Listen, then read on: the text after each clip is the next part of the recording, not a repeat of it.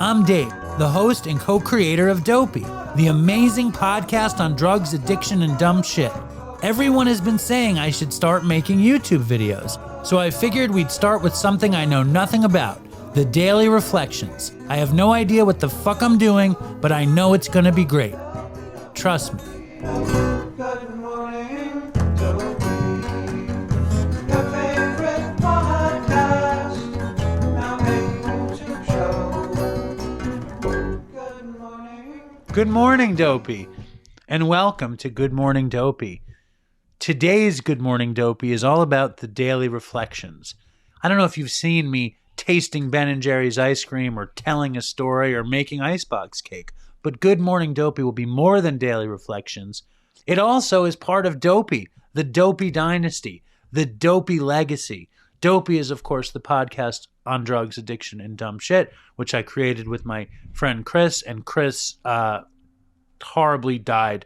So I would go back and listen to Dopey podcast from episode 1, hear the brilliant hilarity of Chris, and now we are going to take a deep yet shallow dive into the Daily Reflections, which I think Chris would have laughed his ass off that I'm doing this, and he would have been much better at it than me. Anyway, today is, taking my gum out, today is December 19th, Understanding the Malady.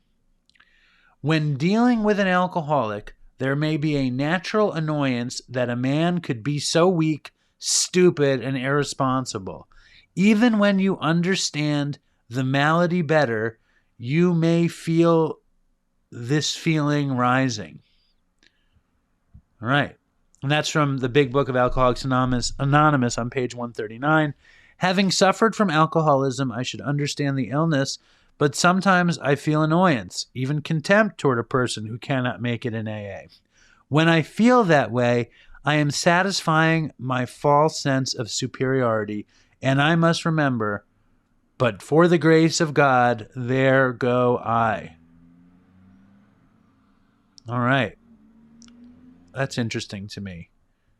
I'm just reading this again. So the first part I really could relate to, as I often still feel so weak, stupid, and irresponsible.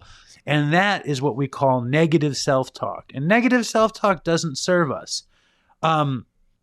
It's funny that I go back to that even though my life is free of the malady and my life is free of having any kind of obsession about drugs or alcohol or anything, and I'm sober and in recovery and have a nice life.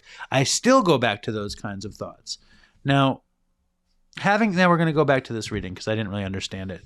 Having suffered from alcoholism, I should understand the illness, but now this is contempt over somebody who can't get sober. And I rarely feel that way. It's frustrating.